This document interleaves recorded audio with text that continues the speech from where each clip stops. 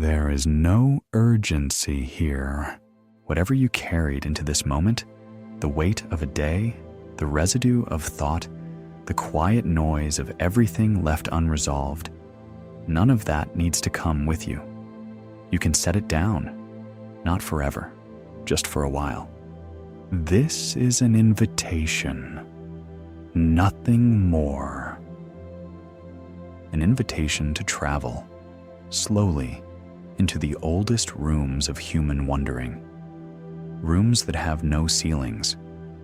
Rooms where the lights are always a little dim, where the furniture is ancient, and where the questions on the walls have never been answered. Not because people haven't tried, but because perhaps some questions exist not to be solved, but to be held. You don't need to stay awake for this. In fact, the threshold between waking and sleep may be exactly the right place to hear it. There's a particular quality to the mind at the edge of rest. The thinking slows, the grip loosens, and something else, something more patient, more receptive, begins to surface. It's in that state that the largest questions feel most natural. Not threatening, not overwhelming, simply vast, the way night is vast, and no less beautiful for it. So, you are here. The room is quiet. Somewhere outside, the world is still turning at its usual impossible speed. And here, in the space between your last thought and your first dream, we begin. We'll move through 7 territories tonight, not to arrive anywhere, not to conclude, but to walk slowly through what may be the most honest thing about being human, that there are things we do not know, have never known, and may never know, and that this is not a failure. It is perhaps the beginning of everything. We'll begin where most great journeys begin, not with an answer, but with a door. And on the other side of it, a question that has never had a satisfying reply, no matter how many brilliant minds have pressed their ear against it and listened. A question so simple that a child could ask it, so deep that a philosopher could spend a lifetime inside it and never find the walls. Why is there something rather than nothing? Every civilization that has ever existed has arrived, eventually, at the same shore. You can imagine it.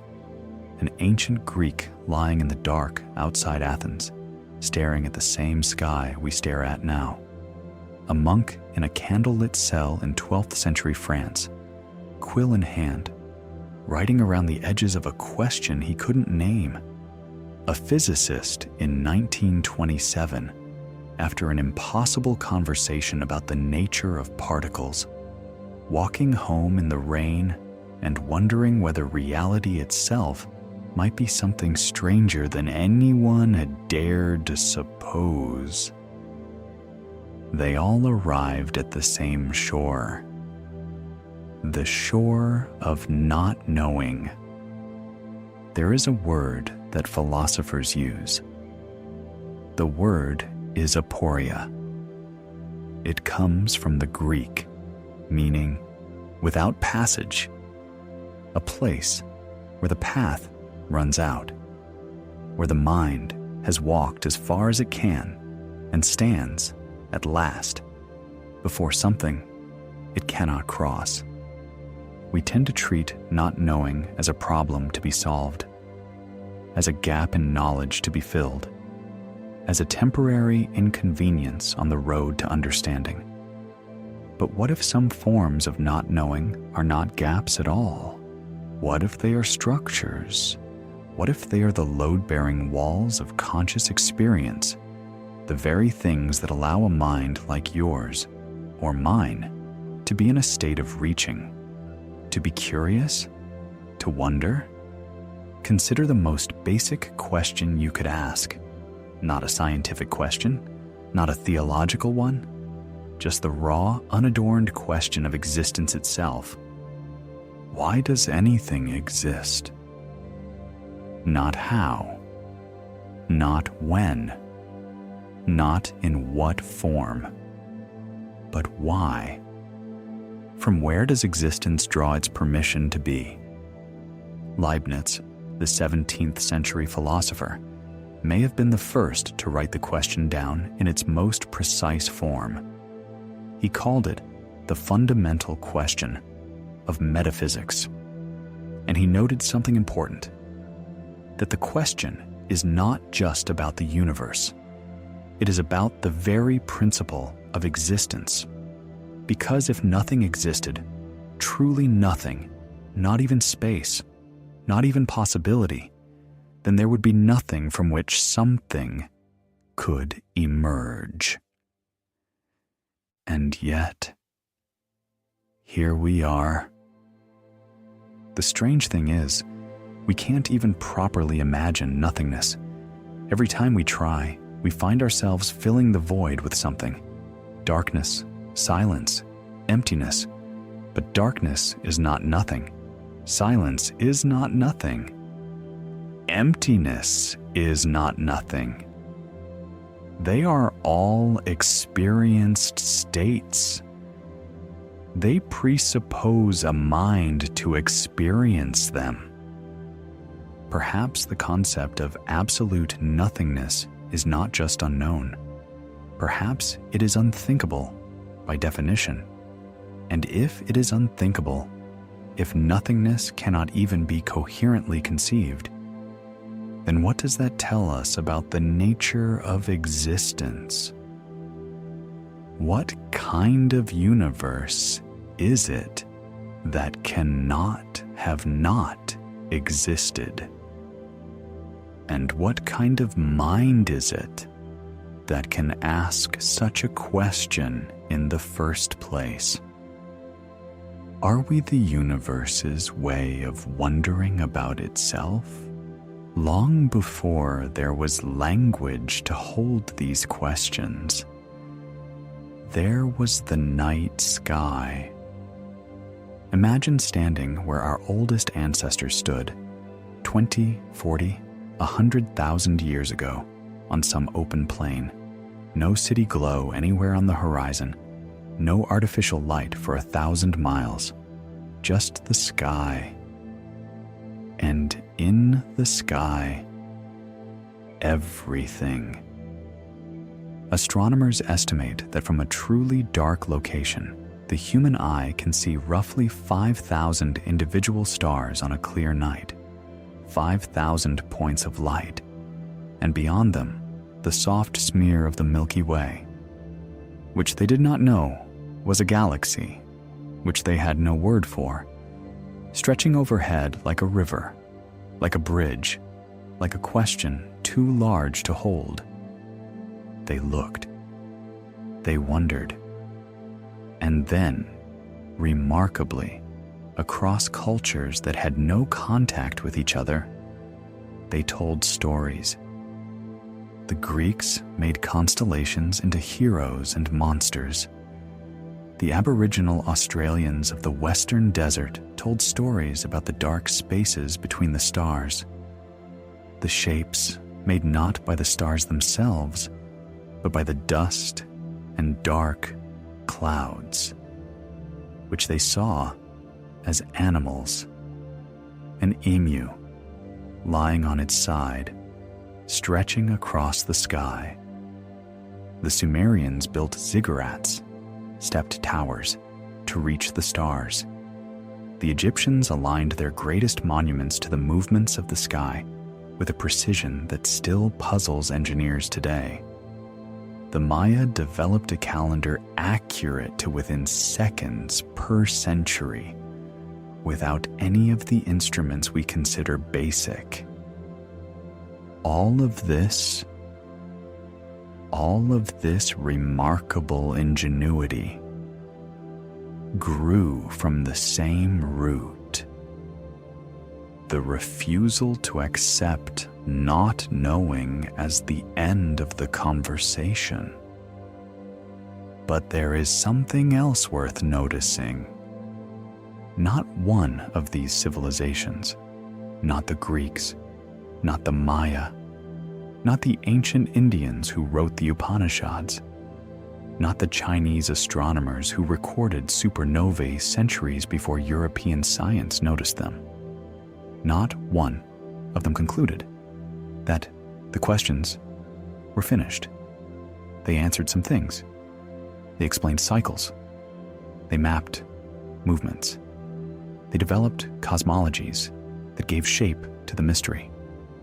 But they never stopped standing at the edge and wondering. There is a Sanskrit phrase from the Rig Veda, one of the oldest written texts in human history, composed somewhere between 1500 and 1200 BCE. In one of its hymns, the Nasadya Sukta, sometimes called the Hymn of Creation, the ancient poet asks, who really knows? Who will hear proclaim it? Whence was it produced? Whence is this creation? The gods came afterwards with the creation of this universe. Who then knows whence it has arisen? And then, remarkably, the hymn ends with this: perhaps it formed itself, or perhaps it did not. He who looks down on it in the highest heaven, only he knows. Or perhaps he does not know. 3,200 years ago, in the oldest language we can still partially read, a poet looked at the universe and admitted, even the gods might not know. Does that feel like defeat? Or does it feel like the most honest thing ever written? The universe is approximately 13.8 billion years old. Let that settle for a moment. Not 13 million, not 1,300 million, 13,800,000,000 years, and it is, as far as we can currently measure, about 93 billion light years across, though across may be the wrong word for something that may have no center and no edge. In all that incomprehensible expanse, we have confirmed the presence of life in exactly one place. Here. The question of whether we are alone may be the most emotionally loaded question in the history of science, because the two possible answers are, in their own ways, equally strange. If we are alone, if in all those billions of galaxies, each containing hundreds of billions of stars, many of them with planets, some of those in habitable zones, if amid all of that, life arose only here, then what does that mean? What kind of cosmic accident, or what kind of intention, could produce something so improbable? And what is the significance of that single, tiny, improbable instance of awareness floating on a wet rock around an unremarkable star? And if we are not alone, if somewhere out there, amid the dark and the cold and the silence of space, other minds have also arisen, other beings have also looked up and wondered, then the silence becomes its own mystery. Where are they? We've been listening with increasing sophistication since 1960, We've scanned hundreds of thousands of star systems. We've sent mathematical signals into the void. Prime numbers, the structure of DNA, the location of Earth, the proportions of a human body. We've launched physical spacecraft with gold-plated records and engraved diagrams, now drifting somewhere beyond the edges of our solar system. Impossibly slow, impossibly far. And the sky, so far, has not answered. The physicist Enrico Fermi famously noted this paradox. Given the age of the universe and the number of stars and the time available for civilizations to arise and spread, he asked simply, "Where is everybody?" We still don't know. There are dozens of proposed explanations, ranging from the hopeful, "They're there, we just haven't found the right frequency," to the deeply unsettling, "Civilizations inevitably destroy themselves before they become detectable." There's a hypothesis called the Great Filter, the idea that somewhere in the process of life becoming intelligent, becoming technological, becoming expansive, there is a barrier, something that stops almost everything from getting through. The question we cannot yet answer, and which matters enormously, is whether that filter is behind us or ahead. And then there is dark matter and dark energy. The matter and energy we can see, stars, galaxies, gas, dust, everything observable, accounts for approximately 5% of the universe's total content. 5%. The remaining 95% is something we have no direct knowledge of. We call it dark matter and dark energy, not because we know what it is, but because we can see its effects, and we needed names for the absence. We live, it turns out, in a universe that is 95% invisible to us, and we've known this for decades, and we have no satisfying explanation, and the universe does not appear to be troubled by our confusion. What if the part of the universe we can see is the smallest room in a house, whose other rooms we will never enter?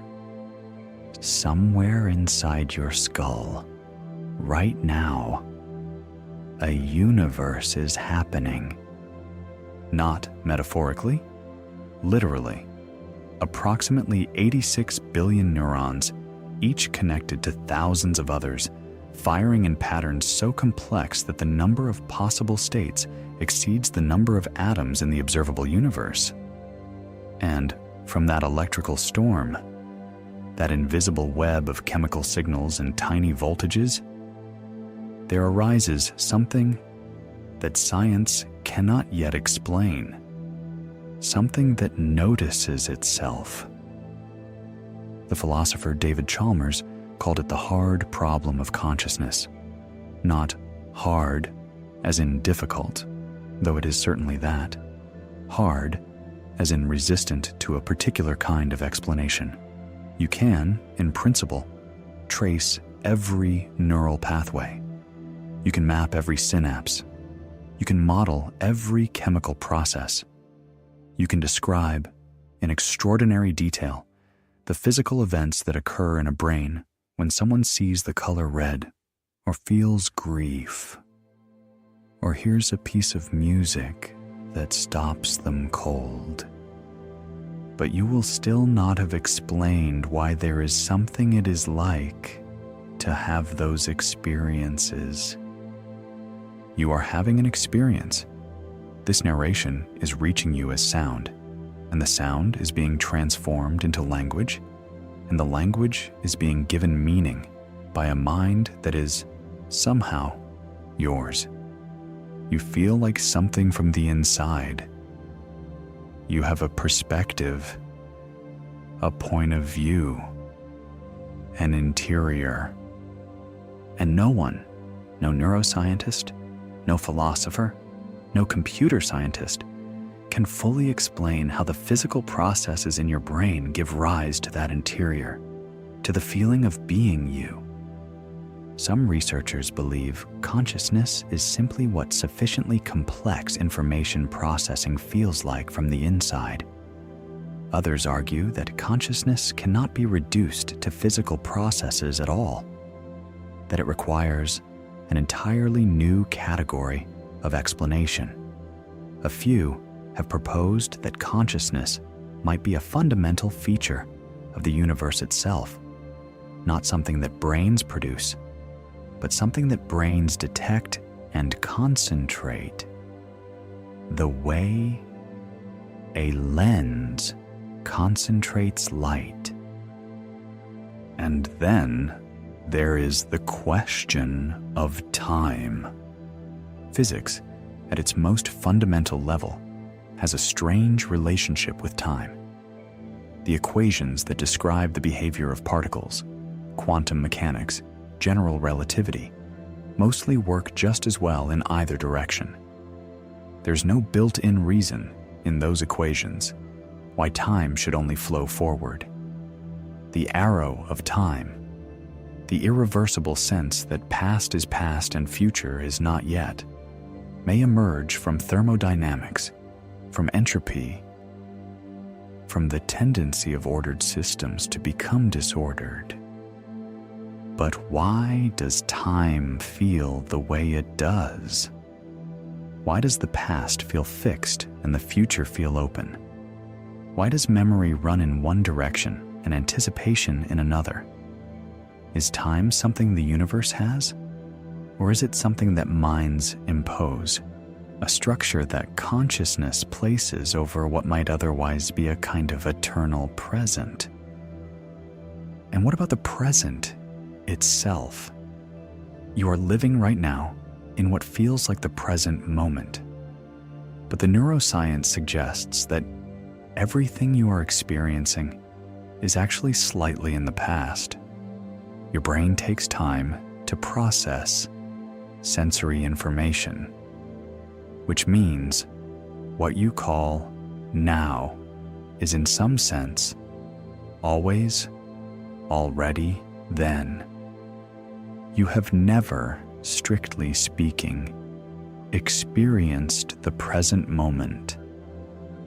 You are always living in the past that your mind has turned into now. If consciousness creates the experience of time, and consciousness itself exists in time, then which came first? There may be things we will never know. This is worth sitting with.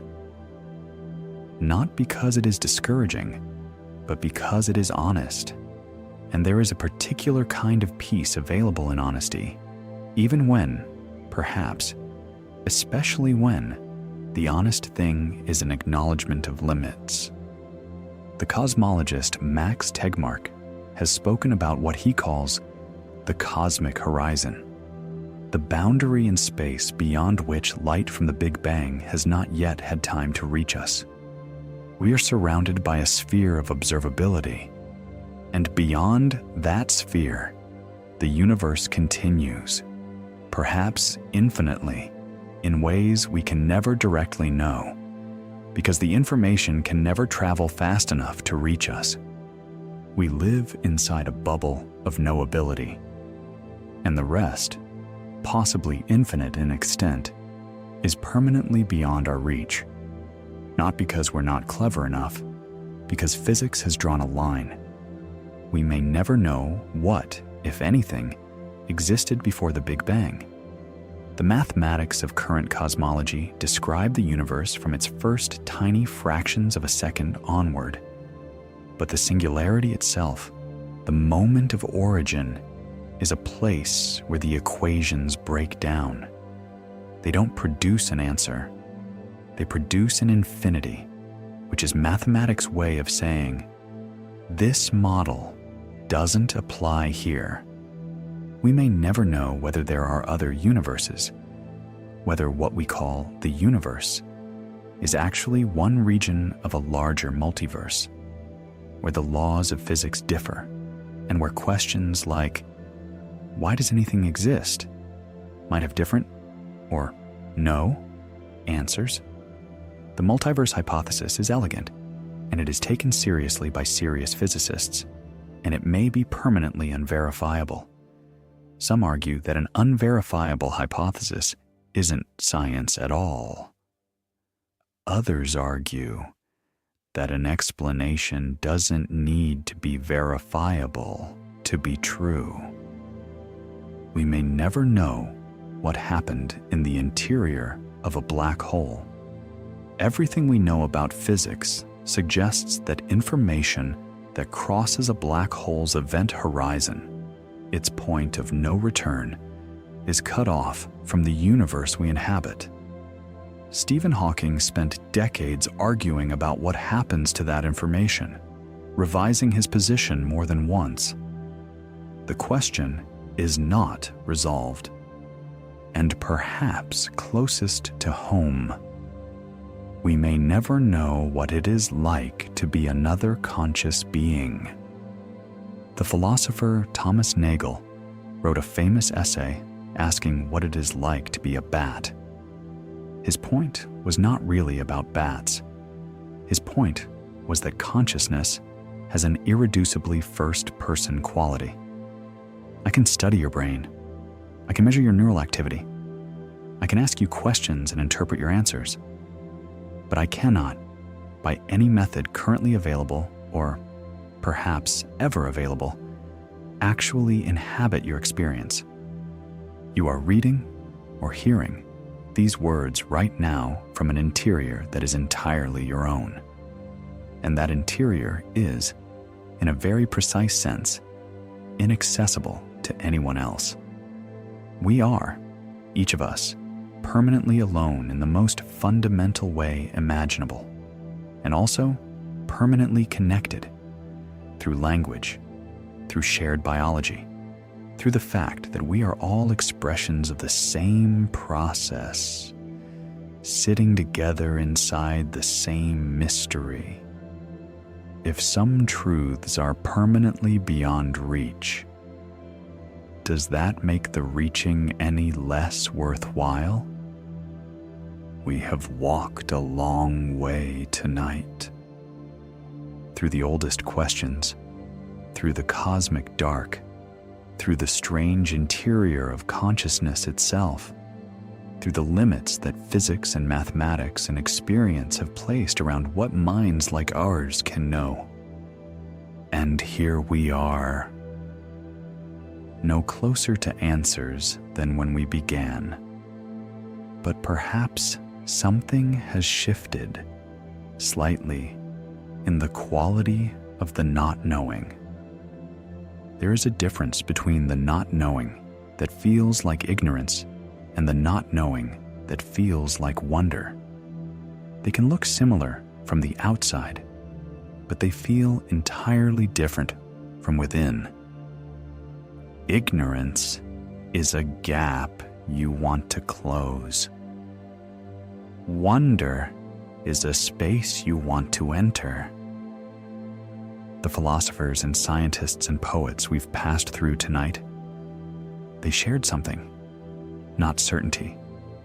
Certainty was often what they were chasing, and they often ended up revising their certainties or discovering that their certainties were smaller than they'd thought. What they shared was the willingness to keep going anyway, to remain in the question, to find the question itself, not the answer, but the question, a worthwhile place to live. Rainer Maria Rilke wrote, in a letter to a young poet, words that have been repeated so often they risk losing their weight. But hear them now, in this particular hour, at the particular edge of sleep and waking. Be patient toward all that is unsolved in your heart and try to love the questions themselves. Do not now seek the answers, which cannot be given to you, because you would not be able to live them. Live the questions now. Live the questions now. This is what we do when we are at our best. We live the questions. We carry them with us into sleep, and they work on us there, in the strange workshops of dreaming, in the deep processing that happens when consciousness releases its grip on certainty and allows the mind to roam. Perhaps that is why these questions feel most natural at night. In the dark, with the eyes closed, the pretense of knowing becomes harder to maintain. The self loosens. The boundary between the known and the unknown becomes more permeable. And something that has no name in any language, something older than language, moves in the space between. We are, all of us, the universe examining itself, born from the same atoms forged in the hearts of stars, organized temporarily into the improbable shape of beings who can wonder, who look out and look in and find in both directions something they cannot fully account for. That is not a problem. That is the condition. Here is where we leave it.